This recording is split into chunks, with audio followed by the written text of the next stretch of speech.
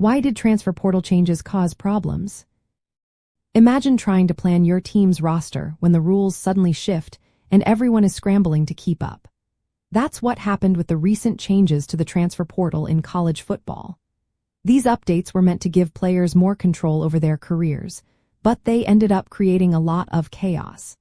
Coaches and athletic directors were frustrated because the old system had 2 windows for transfers, one in spring and one in winter.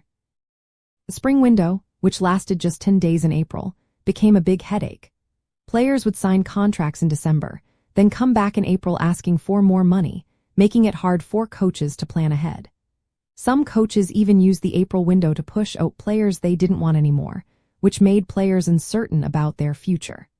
Over 1,100 scholarship players from the Football Bowl subdivision entered the transfer portal during that spring window alone.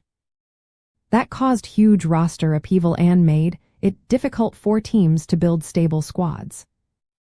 Then the NCAA decided to switch to a single 15-day transfer window from January 2nd to January 16th.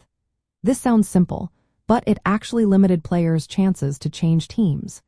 Now players have just one shot to transfer each year, and they must make their decision in a very short period. Graduate students, who used to be able to transfer anytime, now have to wait until January 2nd to enter the portal. That reduces their options and flexibility, especially for those nearing the end of their eligibility. The NCAA also cut the coaching change window from 30 days to just 15 days, with an extra 5 days after a new coach is hired.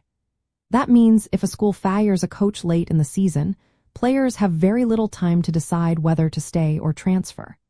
They often don't even know who their new coach will be, which adds to the confusion. Legal experts have raised concerns about these rules too. They say restricting players to just one transfer window might violate antitrust laws, which protect free competition. Some lawyers warn lawsuits could follow because players are being limited in their ability to move freely. The NCAA is trying to get legal protections through Congress with the SCORE Act, but the legal battles are already brewing. The timing of the transfer window also causes problems for teams in bowl games or playoff matches. If a team is still competing in January, they can't access the transfer portal until after their last game.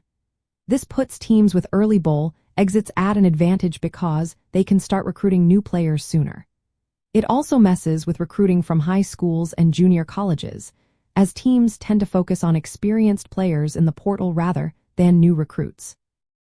Adding to the confusion, players and coaches often talk about transfer plans months in advance. Many make silent commitments before the official window opens, creating a shadow market outside NCAA rules. All these changes were meant to give players more rights and coaches more stability, but they've also brought a lot of new problems. The short transfer window, legal questions, and timing conflicts have made managing college football rosters more complicated than ever.